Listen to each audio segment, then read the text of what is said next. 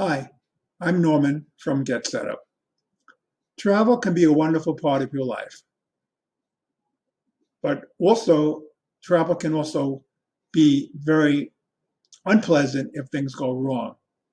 In this class, we're going to talk about how to travel, how to get the benefits of travel, but how to do it safely and how to make it more comfortable.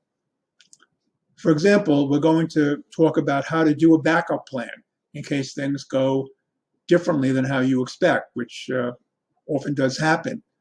We're going to talk about how to be watchful about possible scams and how to reduce your risks of having issues come up while you're away from home. And we're also going to discuss how to safely carry important documents and manage your money so that you don't give opportunities to people who might want to spoil your experience, to say the least.